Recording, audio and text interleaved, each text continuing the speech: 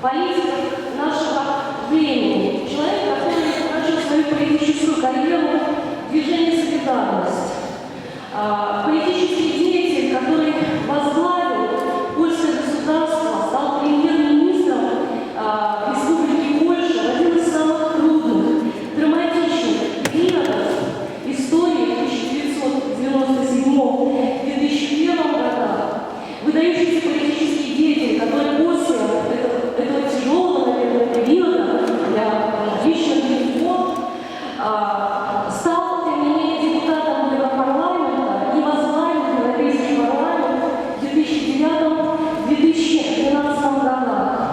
И, конечно, я с большим удовольствием представляю слово господину Ежи БУЗеку.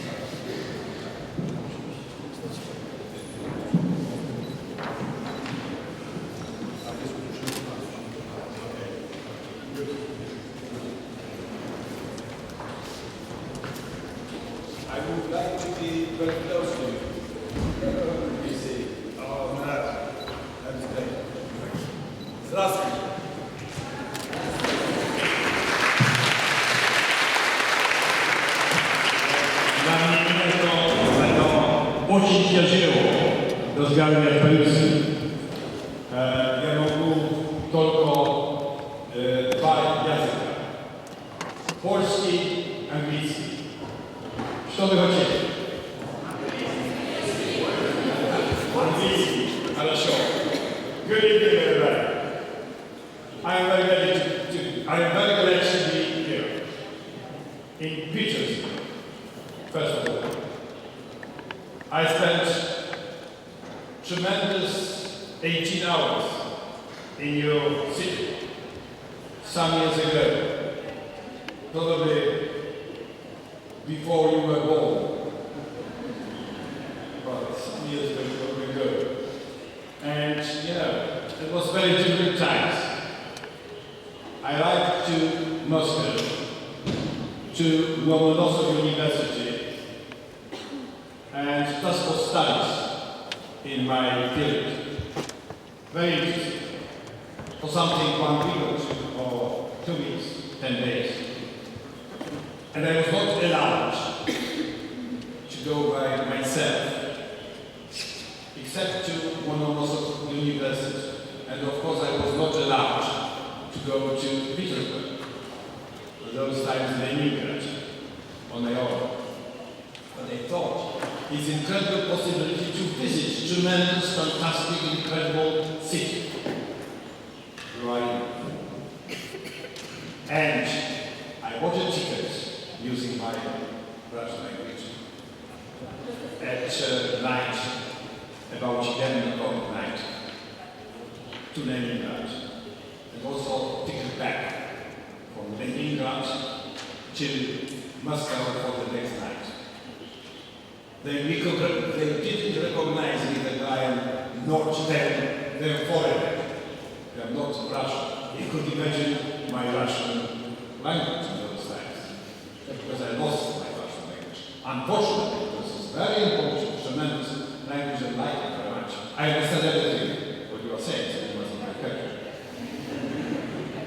And I arrived to Leningrad at 6 o'clock in the morning, and 18 hours I was walking around, visiting museums, restaurants, everything what could be seen, most important in your city. I still remember that day. It was on 20th of June White Night, 1939. Who was on our Earth on those times, in our planet?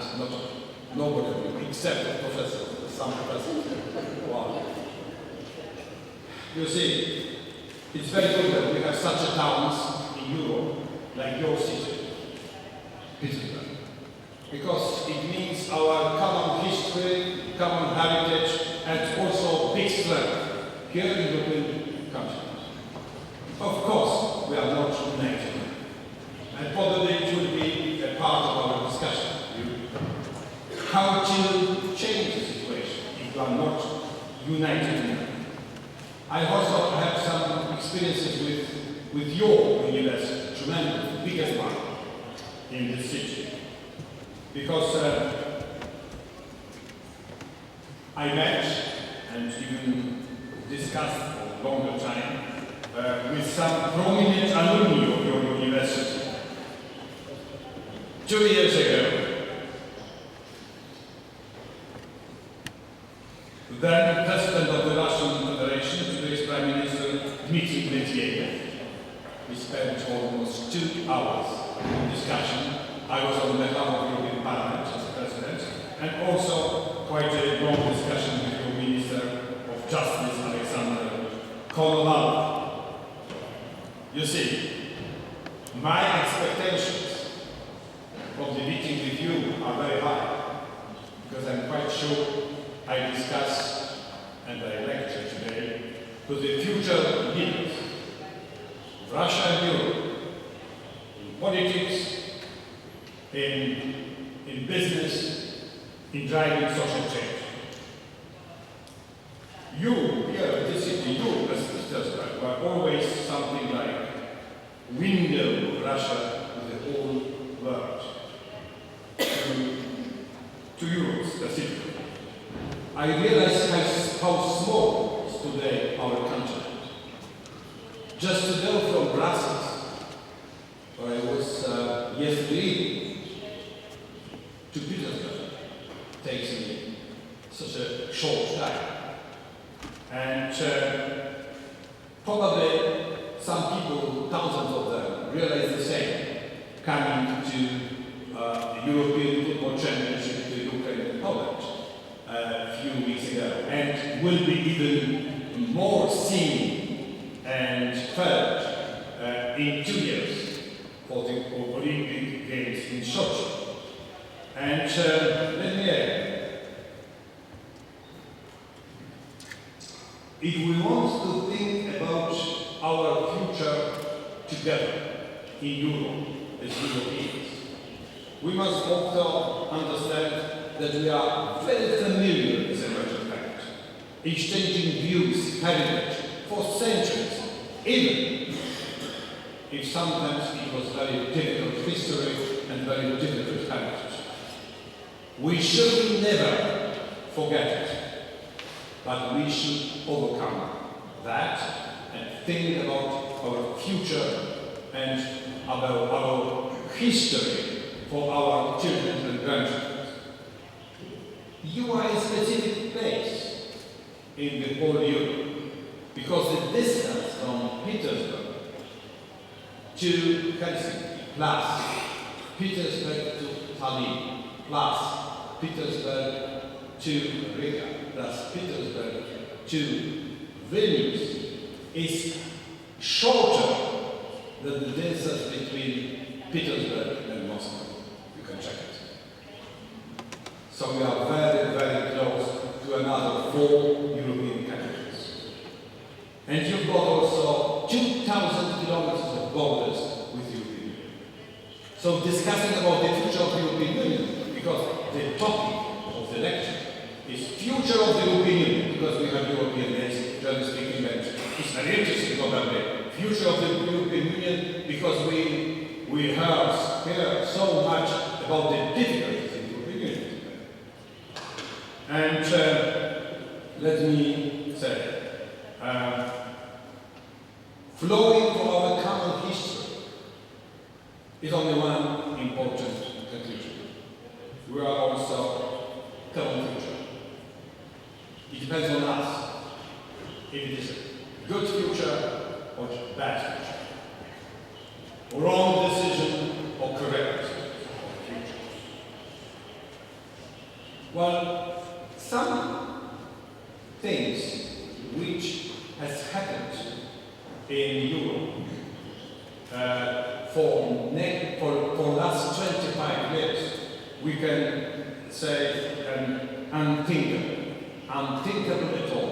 You must imagine myself 25 years ago.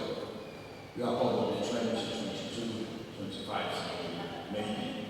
Well, the ladies are smiling, they are 18, of course. Yeah, it's true.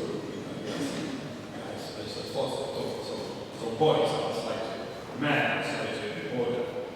And 25 years ago, I could even not dream, not even imagine that I would arrive to Petersburg from Brussels as a former leader of European Parliament, representing 500 million citizens, elected in direct election in all the European Union regions. And I will actually quite clear for the European Union. That was really for me absolutely unthinkable. And if we think about my history, personal history, well, I was born in ancient times. The Second World War, could you imagine? Well, it's as old history for you as probably Peter's past, more or less. Very, very long year. But during my life, so many things have changed, from the most horrible to the most beautiful. Because today, to be a European member of the European Union, I'm happy, I can tell you. Very often, and also my compatriots, almost 40 million people live in my country. They express 83% support for European integration, with growing level of general happiness. And of course, such a situation could be also changed in opposite direction. You know, in the times of Charles the Great, you are studying politology, international relations, and history probably as well. It was 9th century, more or less, so 1,200 years ago. People thought that Europe is united forever. From today's Portugal to today's Finland, from today's Great Britain to today's Cyprus or Greece. You could travel without a passport and document and having the same currency in the whole Europe. Fantastic. No more war, they thought. But 80 years later, between sons and daughters of the big empire, Great War started, and we suffered a lot for the next centuries because of that. So, our peace and our stability is not forever. Let me add, which could be also interesting for you. Our European community was elected because we wanted to prevent war. That was the most important. And then, overcoming divisions, improve economy, and bring prosperity to the European countries. Recently, we didn't imagine something like that 56 years ago, after the Second World War. Recently is also a very good answer general globalization, because in the globalization times, the biggest countries are important. With strong economy, and European economy is the strongest one all over the world, stronger than America. And also the trade of European Union, inside and outside, is bigger than the United States, the biggest all over the world. But you can also ask immediately, what is the problem with the European Union? Because we hear all the time that it is increasing prices. Let me say at the very beginning, European Union is really in political crisis. But the problem of the European Union is not the integration itself, but is a lack of enough integration. And our answer for the future for the European Union will be more integration. You see, to say something like that in the first minutes, well, I'm speaking slightly too long probably. You see, I want you to finish in 30 minutes. If you take professor lecturing to it always takes time, much longer than anybody else. So let me be as short as possible. If we think about integration, European Union integration for the future, only one answer for the crisis is more and more integration. Well, our beginning, as you probably know, was so-called coal and steel community. Why? Because taking care about production and using steel, first of all, we could prevent war and giving a great potential for any army in our west part of our country. And step by step, we went to common economic policies. It means common market without taxes. Then we went to common institutions, I will say few words about them.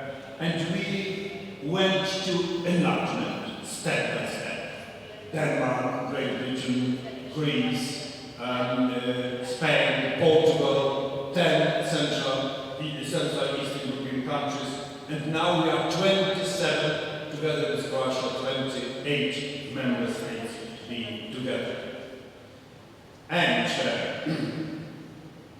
let me say, crucial first point is about the core of integration. The core of integration from the very beginning was the values. And integration was only possible because of common values and principles. All the communities, nations, which started integration and then joined European Union in the next enlargements. Because European integration has always been about values and principles.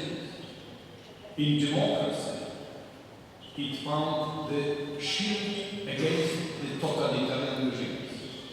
Democracy helped us stand up for human dignity, and we experienced it over 7 years.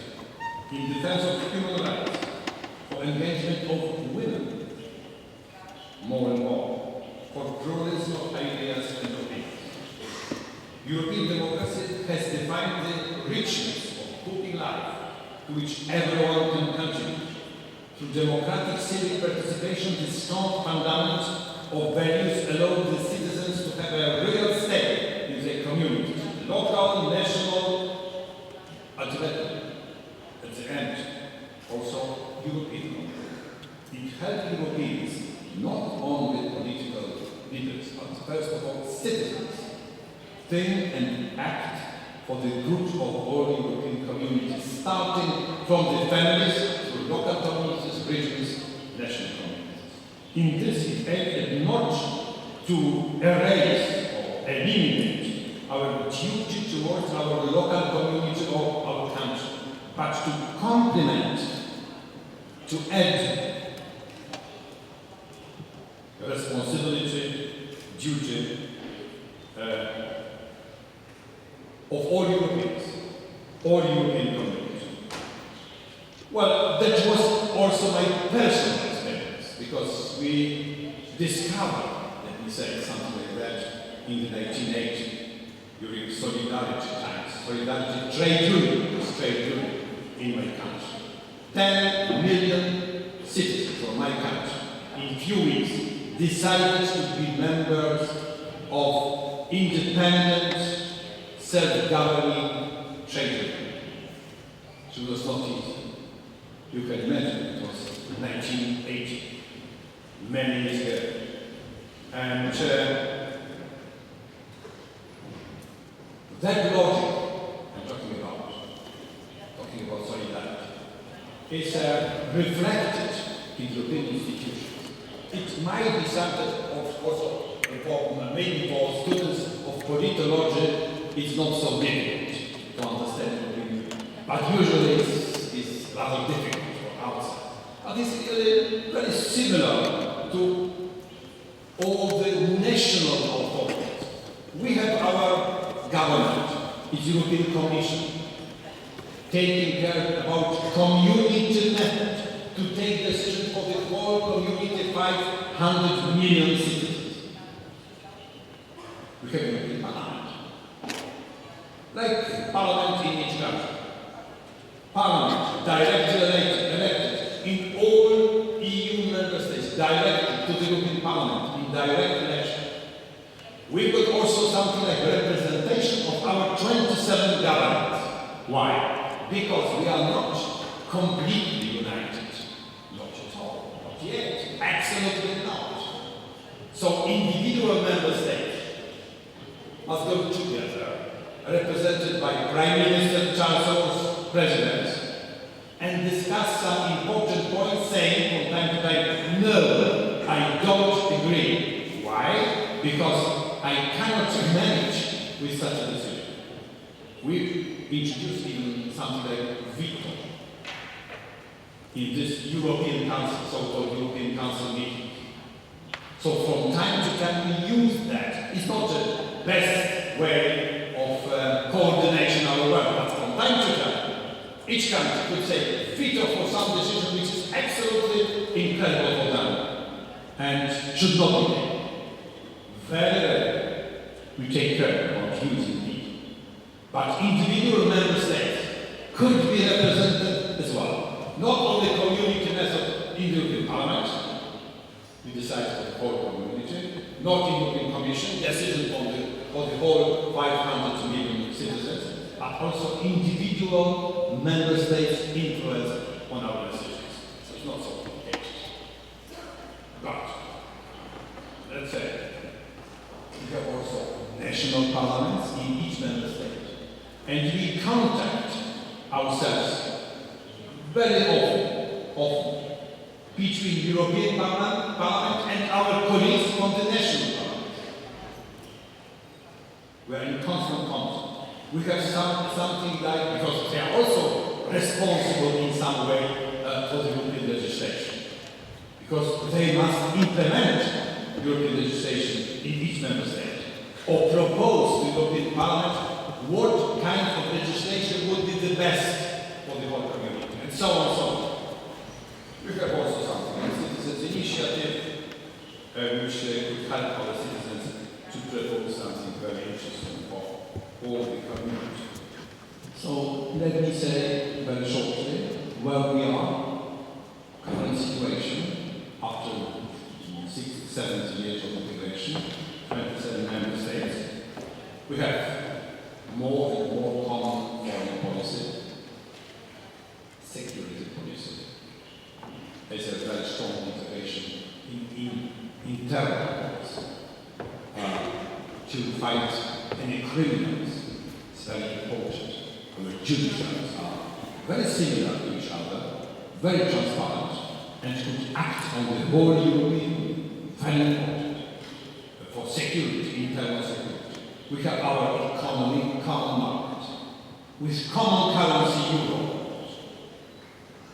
and also similar justice and all the internal activities which is necessary for our citizens to feel very well, to feel comfortable. For example, Schengen area, it means completely open without border. I can go from my country to Finland, or from my country to Portugal, from my country to Greece, not even using an ID, not even passport, any document. Well, if I am responsible for driving the car, I must have driving license, of course, so it's impossible not to have any. Probably each of us has any document, but nobody is checking it on the Polish, Czech, Austrian, Italian, and so on and so on. It's very complicated. We can exchange universities and to study one semester in one university, second in the different university, and then go back to my own, you know very well, this Bologna process. And your country is also involved in this process. It's very important that you can study one semester somewhere in Europe and come back after one semester, being still with your colleagues who you had left half a year ago. So it's today's European Union. And let me say, it brought enormous prosperity, richness for each citizen in our country, our countries. And if we talk about the crisis, it's also a crisis on the very high level. It's a crisis of very rich people.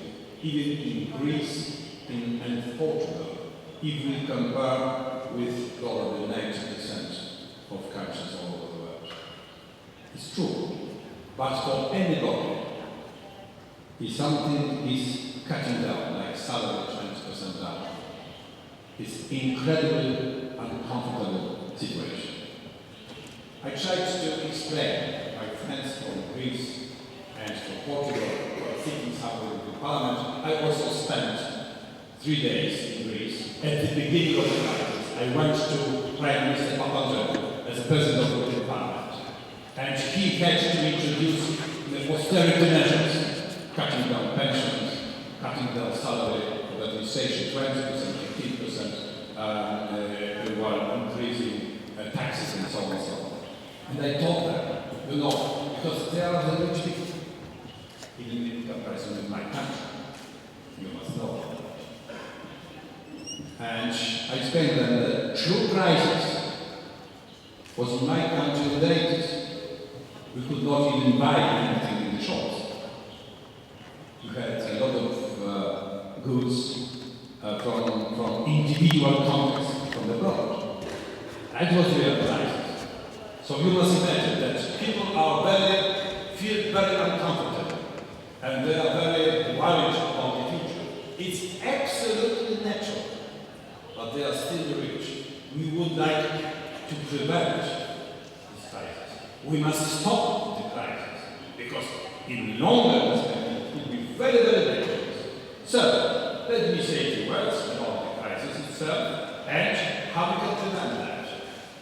Because that's really the future. I had to say, well, half an hour or 25 minutes on the topic where we are as the European Union and Europe as well. Probably your questions will be much more connected to the situation, maybe your country or the European Union in details. I am ready to answer all your questions. So, can we save this model of prosperity in the European Union? That's the question. Economy, social prosperity. Like for the last 40 years, century, it was growing all the time. Crisis start. Maybe some of you will remember 4 years ago, Lehman Brothers on American financial market. Because as a matter of fact, financial crisis, not crisis in the real economy.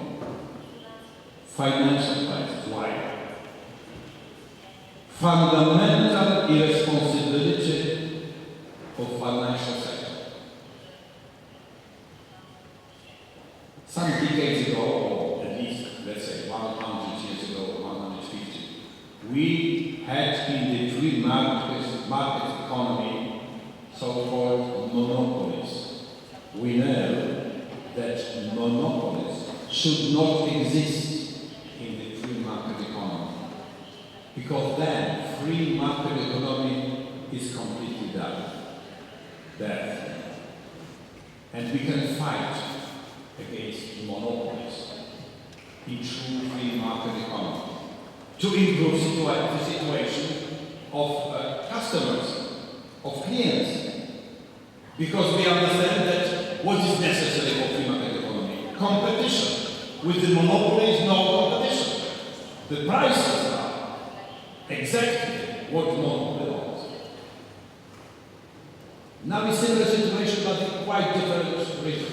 Financial sector, they behave irresponsible way, lack of trust, confidence, greed in financial markets. They would like to earn as much as possible, and always leading decisions against low, risky, rating agencies. Even few weeks before Lehman Brothers collapse, gave the company the highest level of reach. Incredible how we can believe that. That's a big question. And the crisis, few weeks later, saved through the Atlantic Ocean to Europe. We were not developed. That's true. But it was the same beginning as in the United States. Few weeks later, financial crisis. Financial crisis for few months or 1 year changed to crisis in the real economy. There are a lot of details connected to this crisis and how it was developed, coming from the United States, not only to Europe, to the whole globe. And let me say, today's crisis in Europe and problems are not caused by European integration, not European integration, but lack of integration. I can tell you that we've got such countries like Greece, Portugal, Spain, Ireland. It's deep crisis, being members of Eurozone.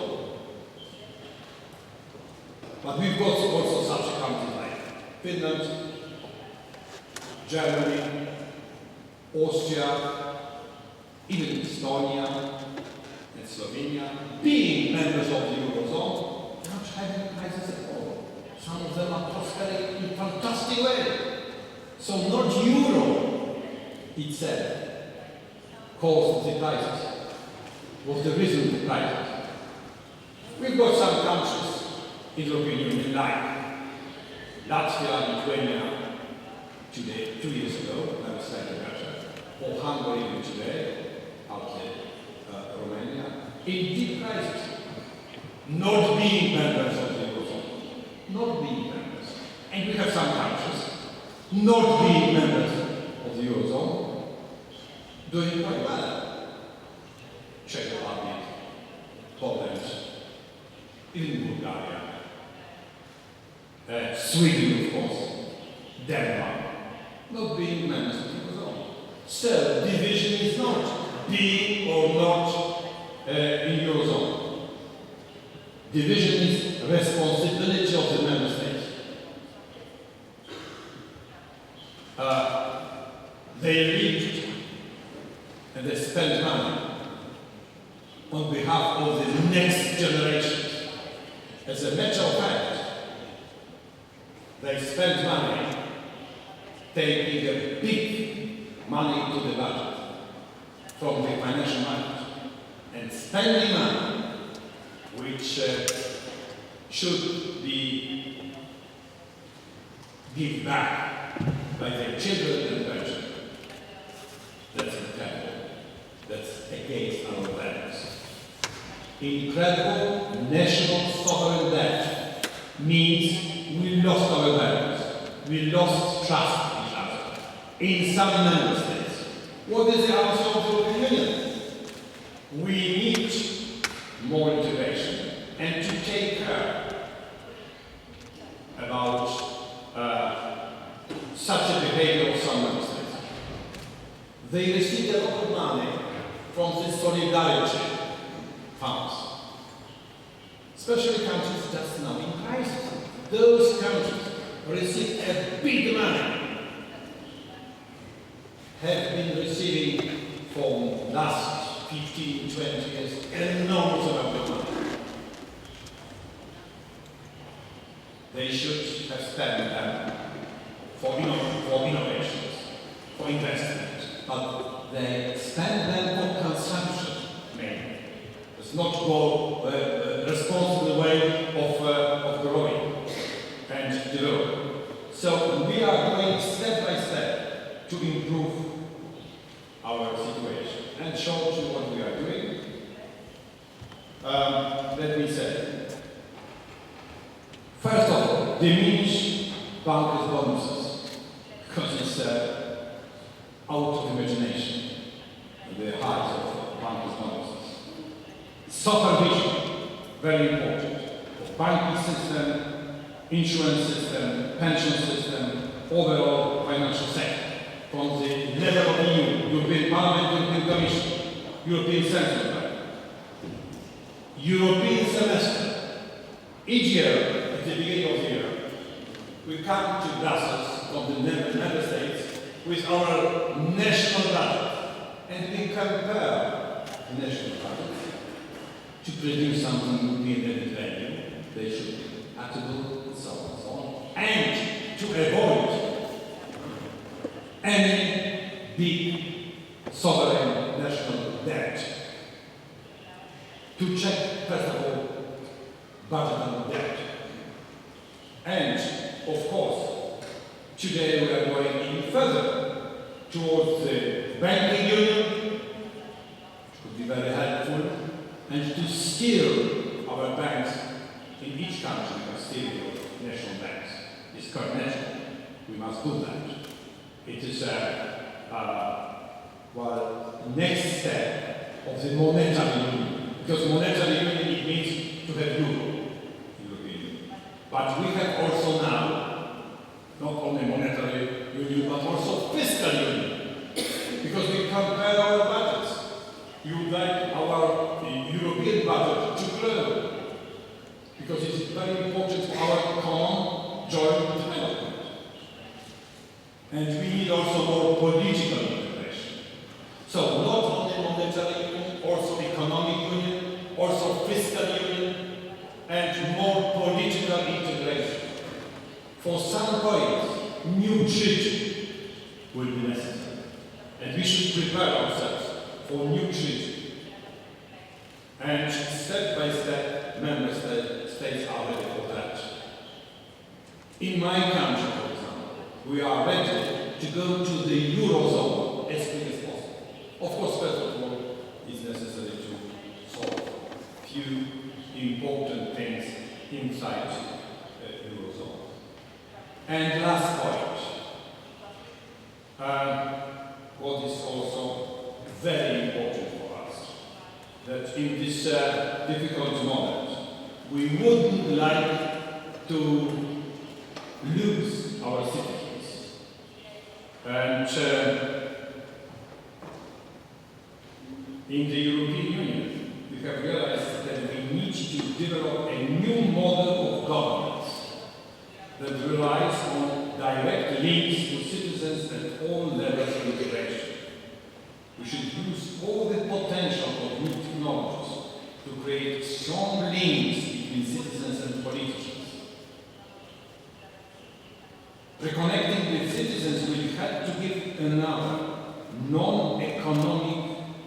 non-political in meaning to the definition of deepening and widening of the European Union.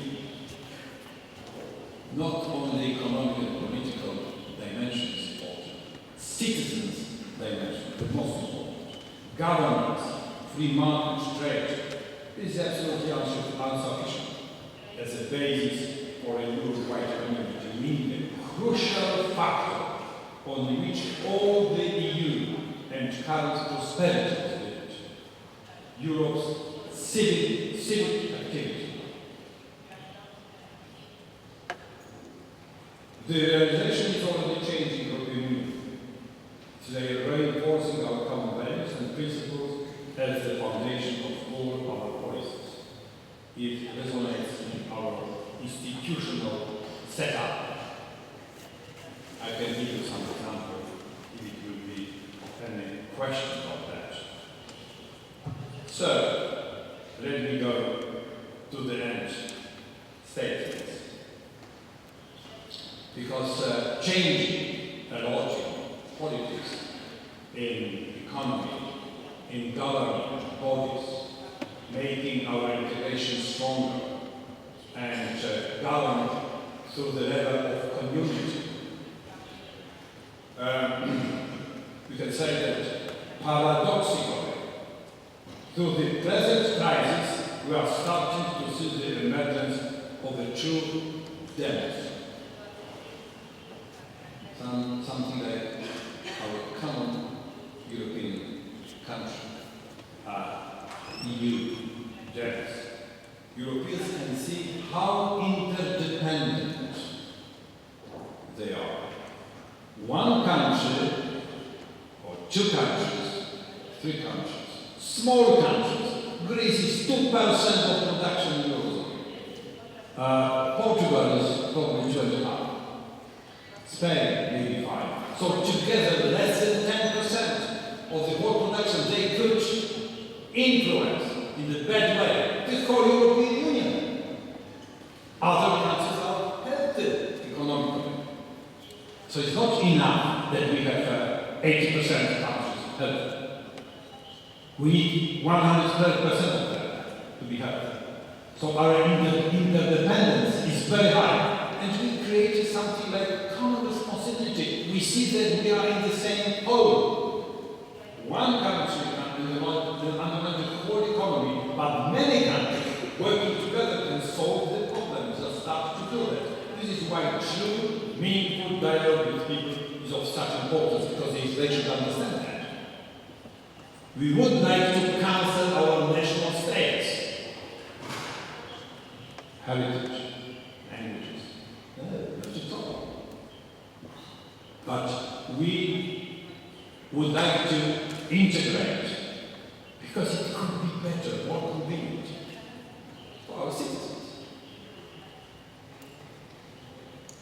This is why true, meaningful dialogue with people is of such importance. Strong democratic participation, giving citizens a stronger voice in EU politics, is a way to ensure that the EU will remain meaningful also in the bigger extent. Now it's very few sentences at the end, which is very important. What I said now, I'm going to say. One thing is sure. I cannot imagine the European Union and Russia prospering apart from each other. Not only because I said at the beginning, 2020 is over, and you are your city, so close to our European capitals. But for us to prosper together, we must found our future on those common European values and principles I talked so much about. They constitute perhaps the richest heritage and legacy of Europe. If we take the whole globe, because we must say, we Europeans, that our civilization won. All over the world, the Americans shaped our civilization, even if they are something better than we are. South America is our civilization, built in Europe for centuries. In Asia, you see growing countries. They wear the same as we. Ladies would like to look like you, young ladies, Russian ladies, absolutely.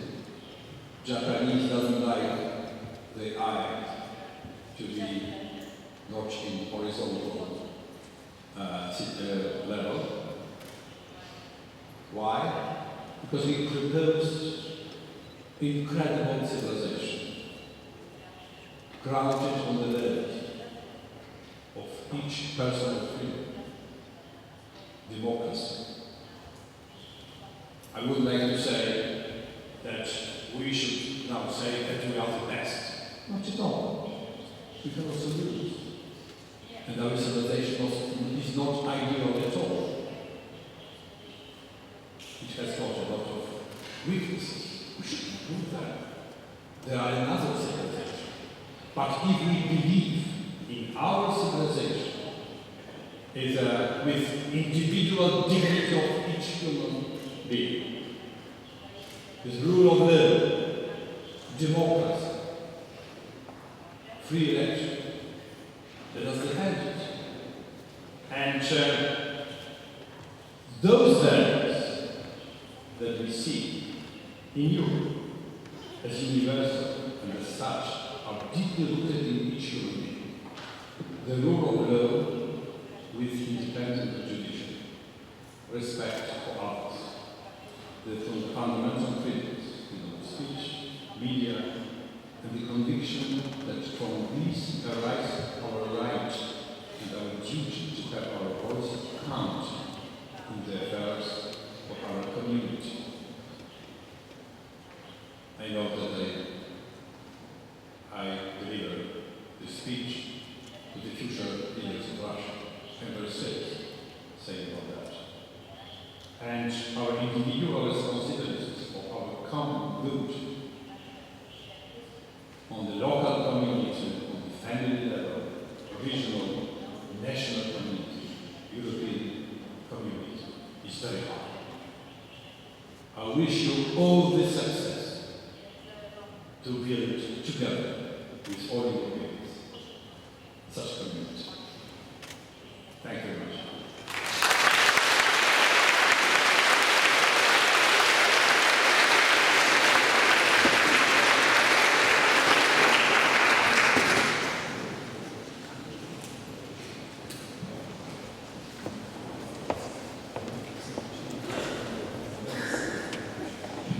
Дорогие друзья, у нас есть уникальная возможность задать вопросы по БУЗЕКу. Пожалуйста, я прошу всех перед тем, как задать вопрос, представиться.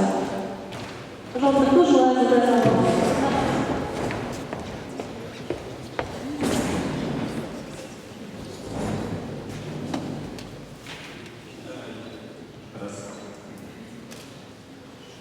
Константин, PhD student.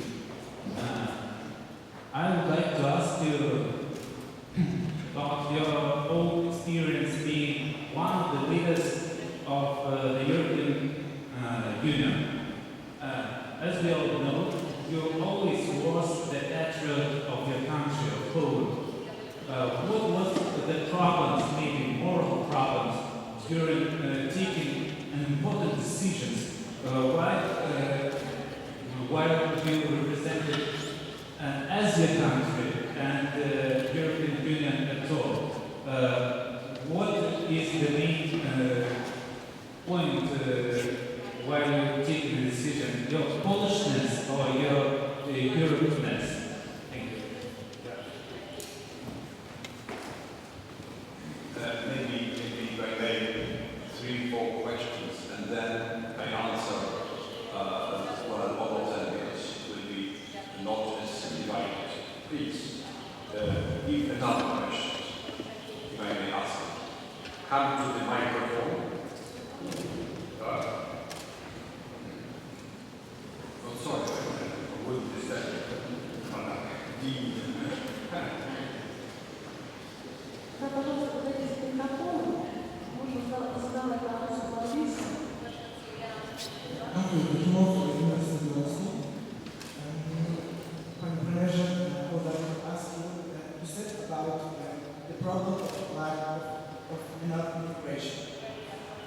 of history of the European Union, we can find few crises.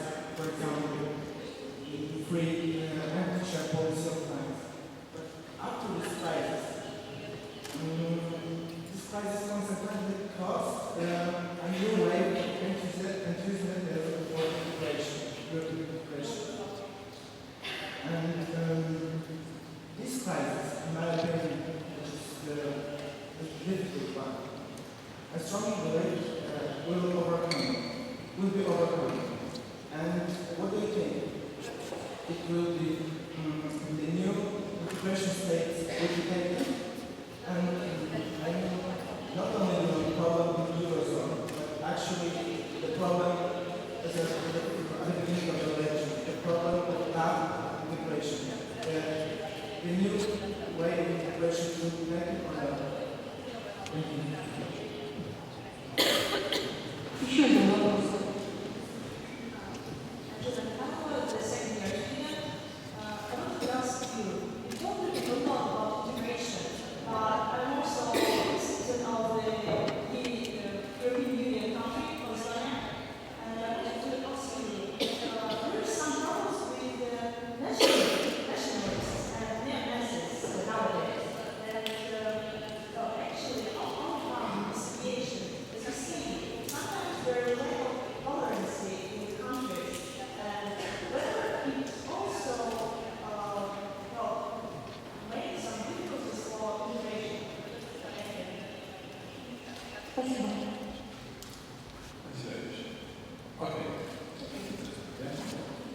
Well, the first question was about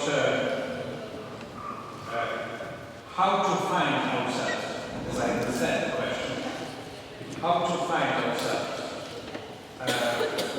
in the situation where, when, well, I was in Prime Minister of my country, representing my country, also in negotiations with the European Union. And now, I found myself as a member of the European Parliament taking decisions on behalf of all the European citizens and even representing them as a president of the European Parliament. I went to your country, to Moscow, for 5 or 6 days. I spent 5 or 6 days in Washington. I was in Beijing, China. I was in North Africa and 3 or 4 countries, Middle East, Turkey, Western Balkans, Eastern part of Europe, everywhere, on behalf of my citizens, Europeans. You see, it's an interesting question. Our national state identity in Europe is very strong. We know very well. If we take, as example, the United States, they could integrate very much, I know very well. You see, 200 years ago, 230 or 40, they even voted in the American Congress which language should be the most important for them. Probably you know that in 1 or 2 or 3 votes, English won against German. So they could also speak German, Americans. Could you imagine the Second World War, which Americans speaking German would be much slightly more complicated for us. And you see, then step by step,